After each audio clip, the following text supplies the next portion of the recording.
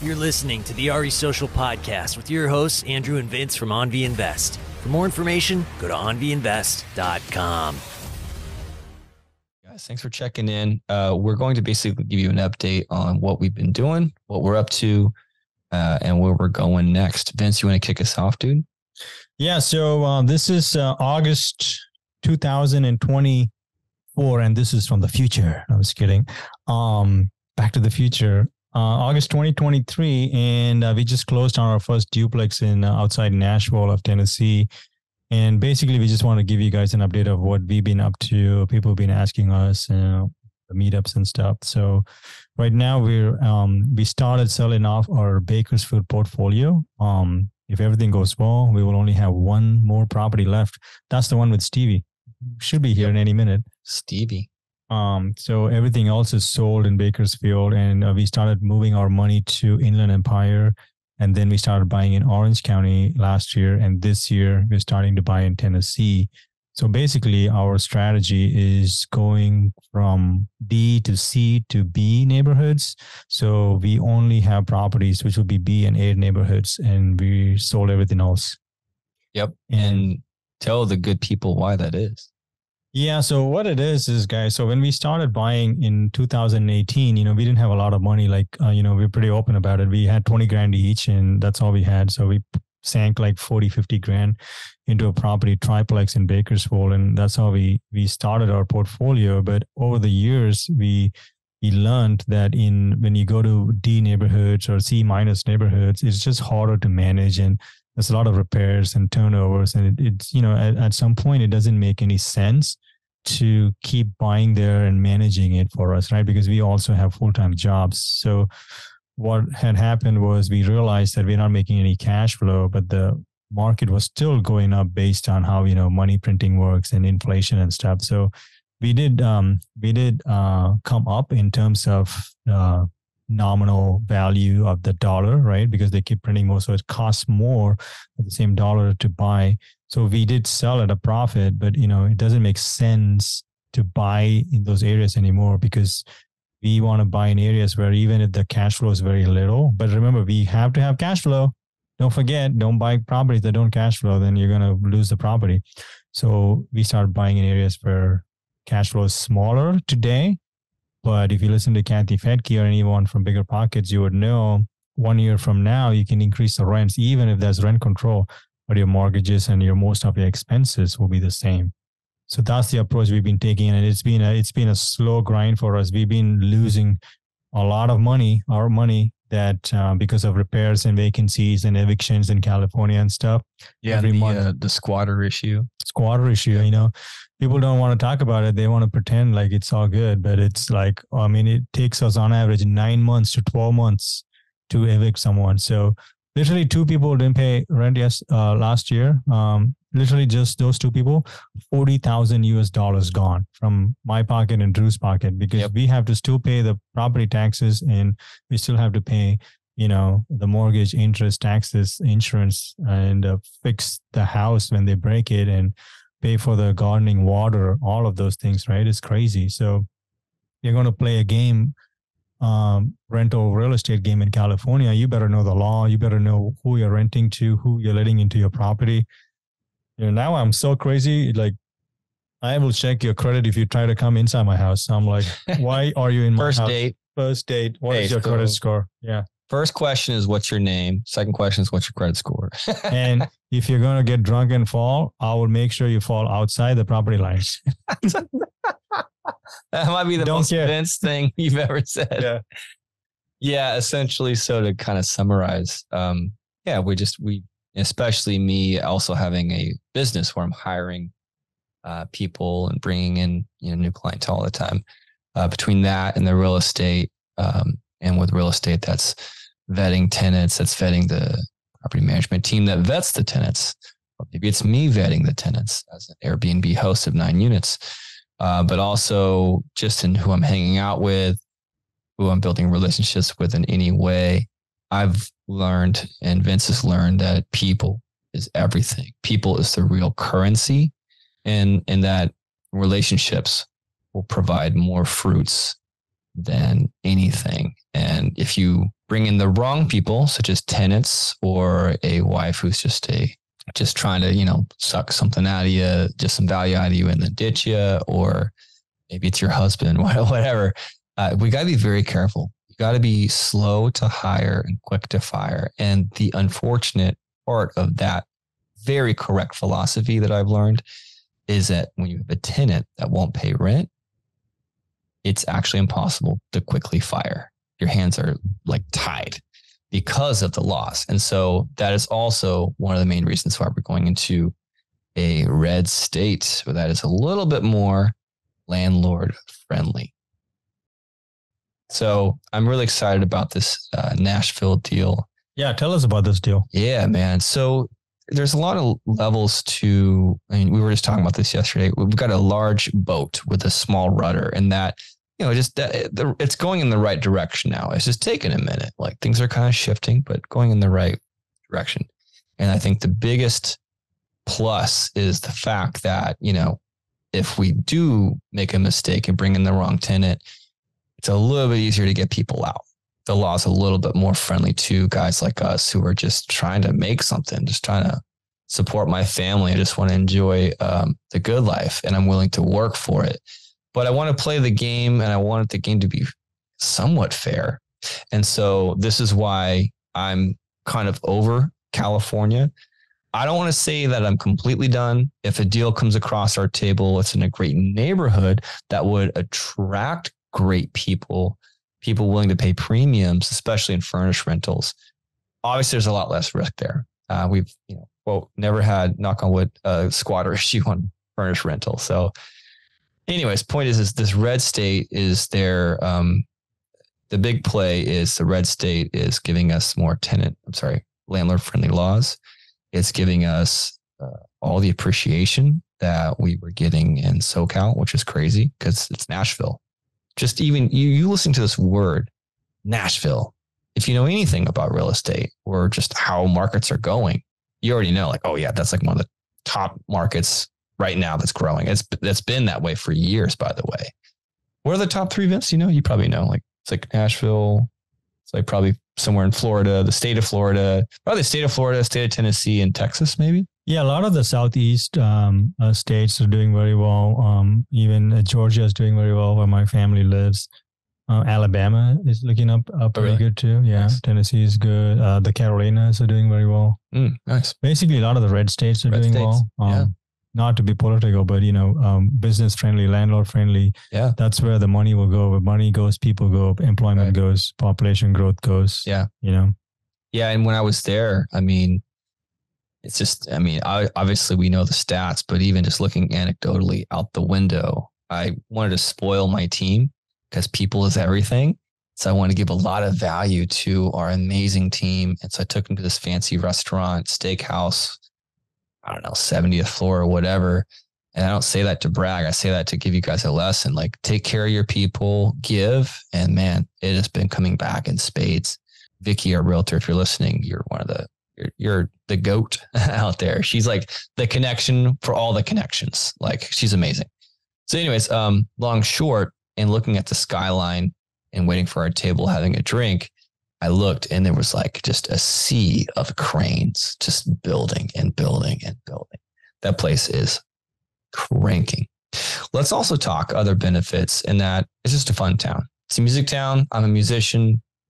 That's all I want to do is play guitar, if I'm being honest. That's it.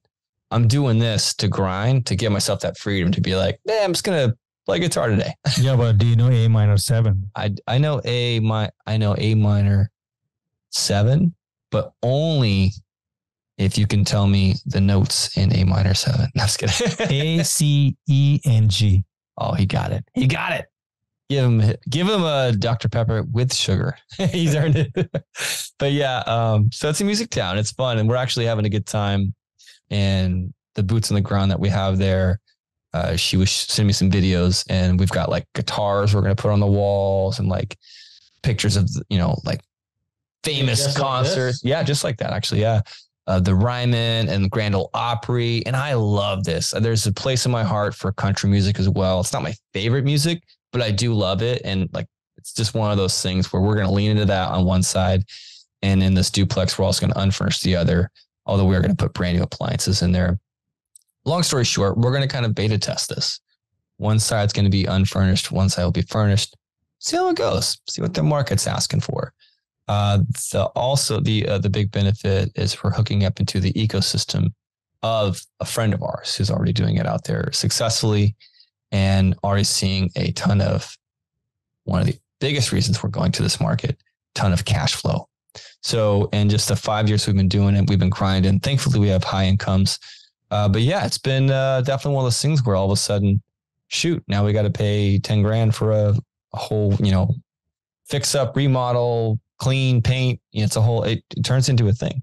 So grateful we have the income for that.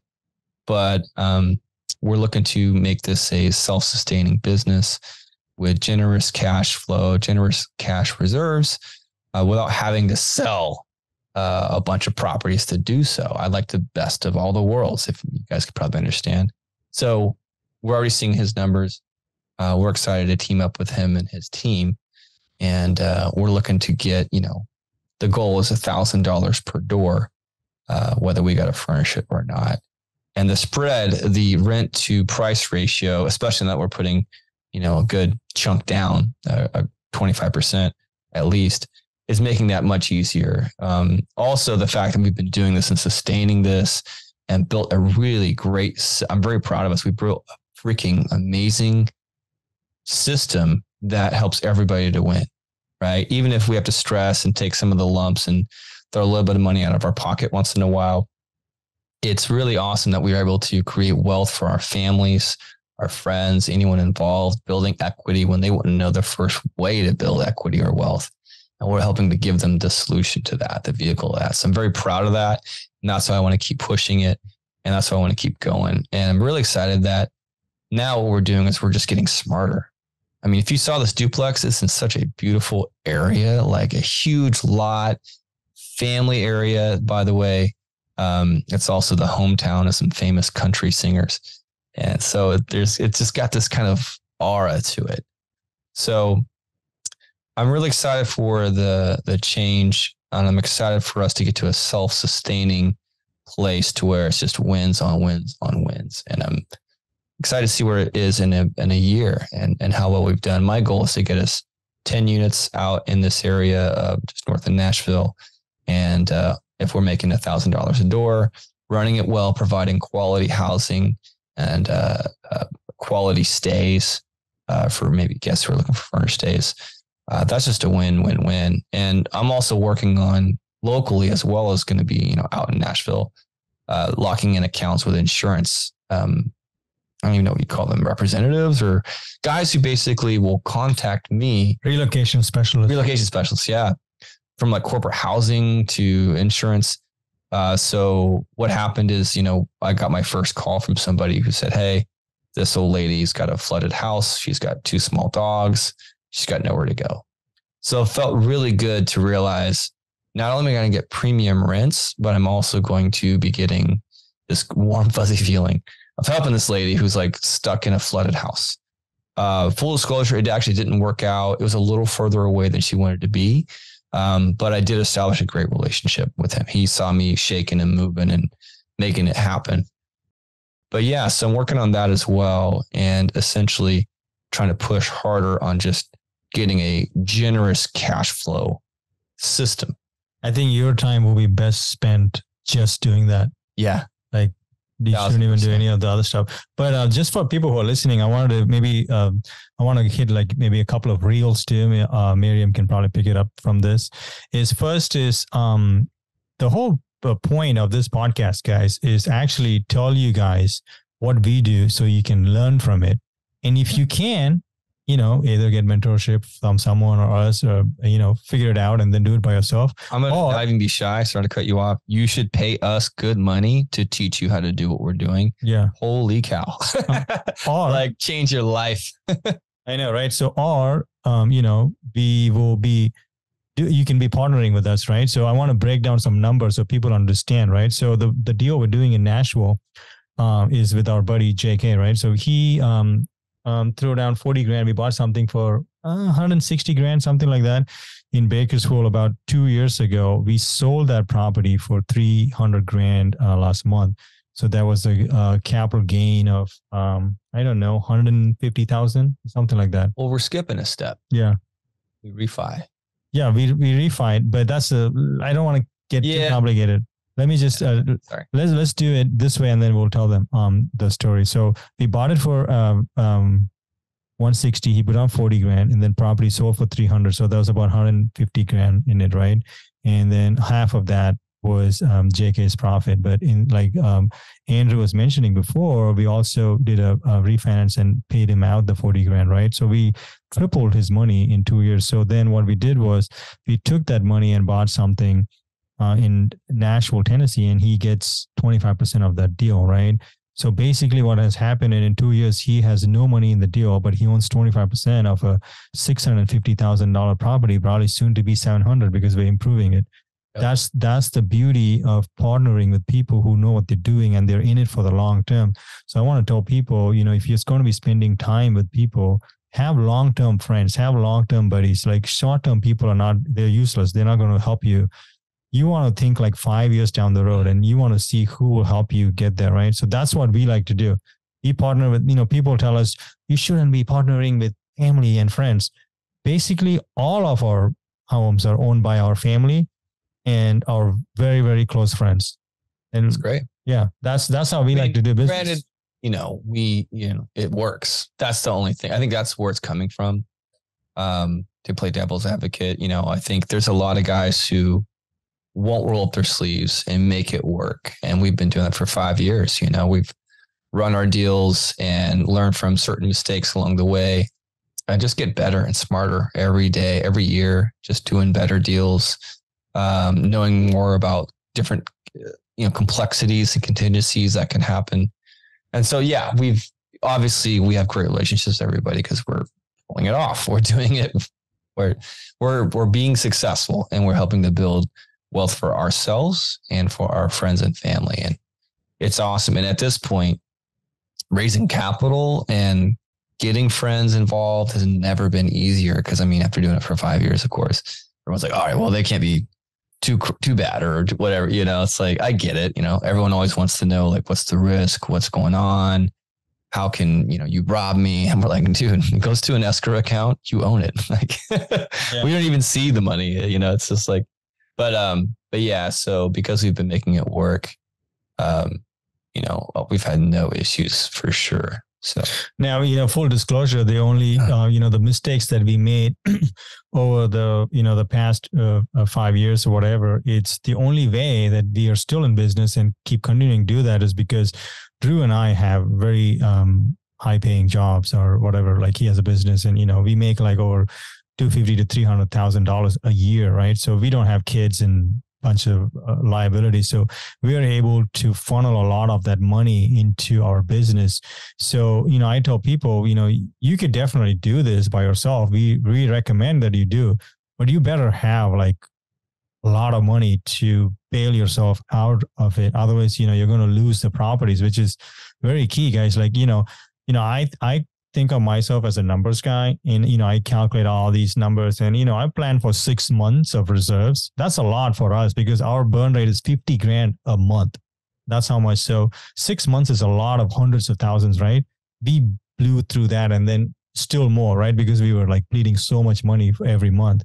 We weren't bleeding 50 grand a month, obviously, because, there's obviously not all of them will not pay rent, right? So even if it's like 5-6 grand every month, that adds up over years, like 60 grand, right? And then there's repairs. You want to turn the unit and the city calls and says, hey, you pulled a permit, but you didn't finish the job. And then we're like, when was the permit pulled? Oh, 20 years ago.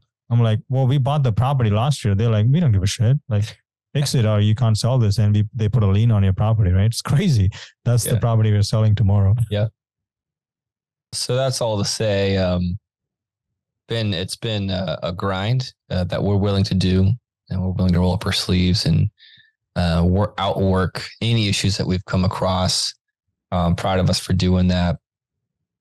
And just keep building. And I'm really excited to see what happens in, this time next year after we've had a bunch more properties in this Nashville area. Something I didn't even mention, just kind of for, fun, is one of these in this duplex, one of the sides is a 3-bed, 2-bath furnished. Well, it's almost done. It's actually, if you guys want the real update, we're getting photos done tomorrow of the unfurnished side. Now that all the new appliances have come in, it's been cleaned. It looks great. And it's already been on the market. We've already listed it. We're just looking to get even better quality tenants and quantity. So photos come in Saturday after tomorrow, the session. And hopefully that'll kind of pump those numbers. We'll have somebody for sure in there by September. And then with the furnished side, it's coming down to probably getting done by the 15th, I would say. We've already got the photographer scheduled for the 16th, so it better be. And I've got my boots on the ground. They're amazing. They're working it out. I gave them my whole, after doing this 9 times, you just kind of know what every room and everything's going to need. And so Rain Man one night, I just was I just wrote it all out and I still messed it up. After doing this 9 times, I realized, oh no. And I forgot that, there's just all these little things that you won't think about that you'll need for a unit. And then every unit's a little bit different. Every house, maybe a credenza actually looks really well here, right? So that list does need to be a little bit modified at times. Point is, the furnished side will be done soon. And the best part is it will be rented. But when it's not rented, or whenever we choose to go out there and just have a good time with our friends, and especially those who are in on this deal with us, we can say, hey guys, are you free on September, blah, blah, blah. Okay, cool. Well, your housing's free. Come pick a room. How cool is that? And we're just the 3-2, right? The 3-2. Yeah. So it's just a short drive down. I want the room in the left. You want the one with the TV? I already know. I reserve that for you. But yeah, so there's you're a short drive from Nashville, which is such a fun town. And Broadway's amazing. Downtown, there's some really cool restaurants in there. And it's just so fun. There's so much to do. There's museums. You can do whiskey tasting. I took my parents on this tour bus, not a tour bus, but it tours the city. It's like a double decker. They had a great time. I walked them through Broadway just to kind of show them the circus that is Broadway, which is just it's a very small strip, a little road that's just 3-level bars of live music. A lot of it with a country kind of edge. Every country star's got a 3-level bar in Nashville. It's just a lot of fun. It's something I think everyone should experience. And beyond that, this town has just got a charm to it. I find people tend to be very helpful and nice and friendly and warm. The only downside, if I had to be completely transparent, you guys, is the traffic and the driving. I know it's super random and not even associated with real estate, but I wanted to make sure you guys know I have never come closer to being in a gnarly wreck than when I was in Nashville. I got on the road, this nice big, it was this new Mach-E or whatever it was, Mustang. I wanted to see what it was like, right? And this guy just starts barreling into my lane. I swear, point is what's happening is it's growing so fast that people are just coming in and they're still learning the roads. The next day, I almost got run off the road by a semi who realized he missed his exit. And I'm on the exit. I'm like, guys, what's going on? So I forgot to turn off the invisible feature on the car, apparently. But yeah, the point is it's growing so fast that there's now there's a traffic problem. And there's just people not knowing how to even navigate the roads. The reason why I even brought that up, by the way, is it's a downside, but anecdotally speaking, that's an upside. It's it's growing so fast. They're having to redo every infrastructure, all the things. And a lot of these roads I'm referring to, these highways, are the roads that I was personally taking in and out of the city where we are investing in, which is just north. It's just 15 minutes north of the epicness that is Nashville. It's growing really fast. I'm excited to see what happens. Hopefully the next time we check in, we're at 5 units there and we are doing $5,000 in net cash flow. So, you don't even know this, but we're putting in an offer tonight. Oh, you know what? I'm out. I just talked to Vicky. I just sent Julius's 401k statement again. Oh, it's the one and only. I already know. I know the amount too. Yeah, by the T. Nice. But you know, the reason, guys, we say all this stuff is not to boast like, oh, look how cool we are. You know, we have 2 units in Nashville. Like, who cares? But the reason we talk to you guys about it is because you can also be part of this. Is the whole point.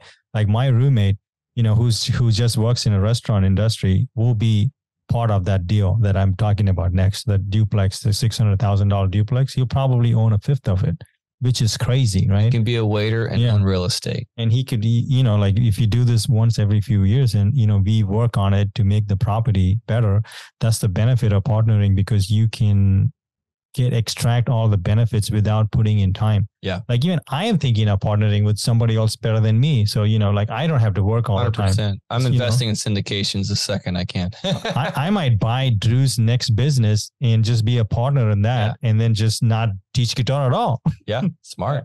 So, absolutely. It's like you should always leverage people, money, contacts, you know, skills, you know, everybody who does a W-2 job. I have a W-2 job still. It's a great job, but you can only leverage one thing, right? Your skill. But if you can leverage people, if you can leverage money, other people, you know, then it's different contacts. Yep. Yeah. And I'll just say this, like, you know, even if you don't decide to like, you know, trust and partner with us for building your wealth and your family's legacy, you should consider doing it with somebody else or some kind of investment vehicle that is proven with a good track record, 1,000%. And if especially you're thinking real estate, which I do recommend, 90% of all millionaires are made so through real estate. So those are good odds. I recommend it, but I don't recommend doing it yourself. And that's after doing it for 5 years. It's a lot of work. It's a grind. It's been a good journey, but it's just been a hustle. And so it's not easy. There's a lot of moving parts on the purchase. There's a lot of moving parts on the controlling management aspect. There's a lot of moving parts on the sale, and having the city tell you, hey, no, we can't, we need you to pay an extra 20 grand in permits just to get this thing sold, or else you can't move it. So, you know, you're learning all these things all the time, and we're still learning, which I'm excited about.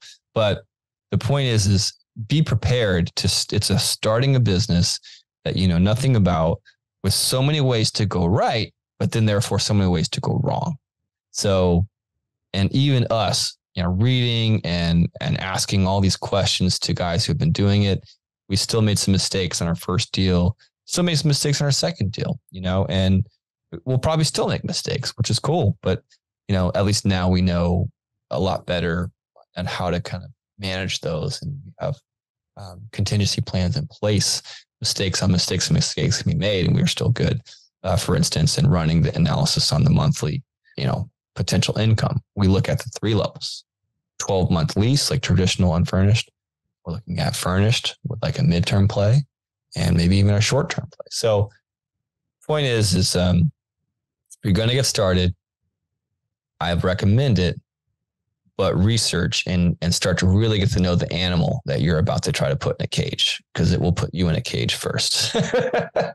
If you're not like ready to go with contingency plans and contingency money. So yeah, that's my 2 cents. Well, you know, Chinese food is here, so I'm out, guys. We got to clock out, you guys. Our food is here. Thanks, guys. Keep listening. Episode 50 will be out soon, and that one has Tony Robinson. I don't know about you, but I definitely like to see 5-star reviews on any service or any product before I purchase. Please take a second to leave us a 5-star review, whether you're listening to it on Apple, iTunes, or Spotify, or whatever platform. Take a second, goes a long way, helps us a lot to grow the channel, and thanks for listening.